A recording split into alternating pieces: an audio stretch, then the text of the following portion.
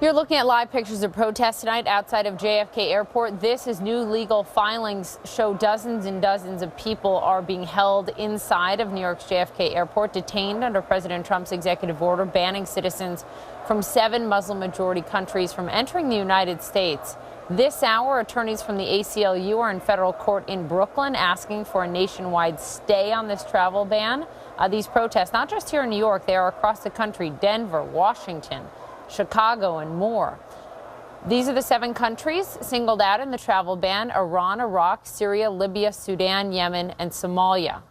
Let's debate it. Jeffrey Lord is back with me, CNN political commentator and a former advisor to President Reagan, and Anousheh Hussain, a Muslim-American journalist and editor-in-chief of Anousheh'sPoint.com. Thank you both for being here tonight. Jeffrey, let me begin with you. Hello, again.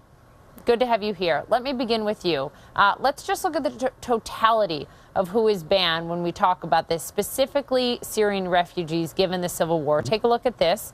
These are 2 well-known, disturbing images. One of Aylan Kurdi, that young toddler who died washed up on the Turkish beach after his family fled Syria. And then on the other side of your screen is Omran Daknish. His family's home in Aleppo was bombed.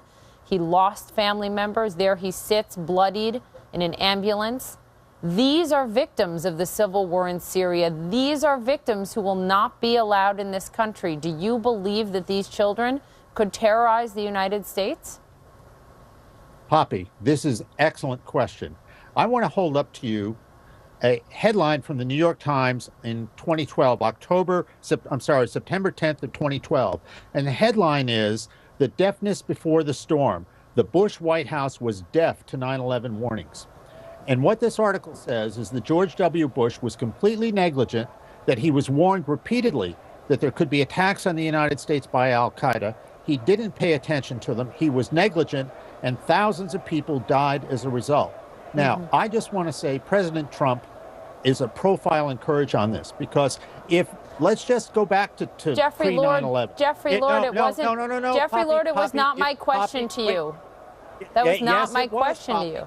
Yes, it was, Poppy. You're asking me about these people. I'm saying, what about all those people? I'm asking you about the children. On 9/11, and if George W. Bush had instituted the measures that Donald Trump is instituting now, 9/11, A, would never have happened, and according to the critic, and B, you would have had all these complaints from people exactly as you're complaining now, that they're being kept out of the United States and this is terrible, etc. In other words, you're damned if you do and damned if you don't.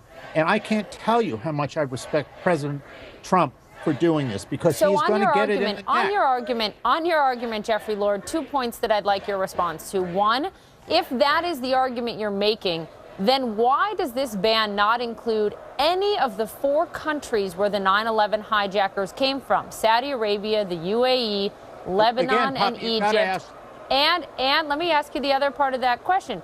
The other key part of all of this is, why is it that you cannot point to, nor the Trump administration can point to, a single terror attack carried out by a Syrian refugee in the United States?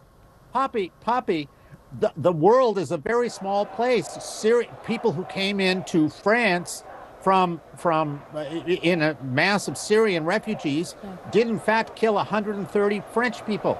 And Jeffrey Lord, they did not go through the 2-year vetting process. They did not go through the 2-year vetting process that Syrian refugees go through in the United States. So you cannot compare the two.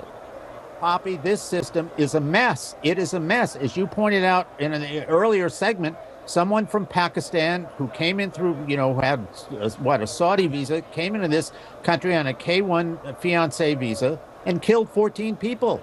Poppy, you should not have to go to a Christmas party and guess what? Wind up Guess what, Jeffrey Lord? Pakistan and Saudi Arabia aren't included in this ban either. Anousheh, your take. President Trump has said, hold on, I got to get Anousheh in here. President Trump has said this is not a Muslim ban. In no way, shape, or form is it. And I should note, this does not include other Muslim majority nations like Turkey, like Saudi Arabia, like Indonesia. What's your reaction?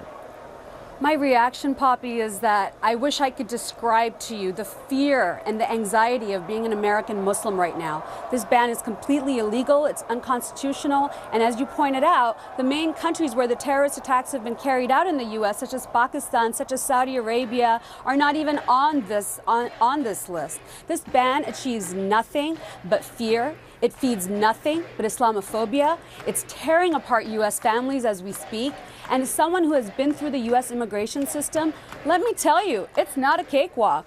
You are vetted for months, even years, just to get a tourist visa. I went from a student visa to an H-1B to a green card to now I'm a U.S. citizen.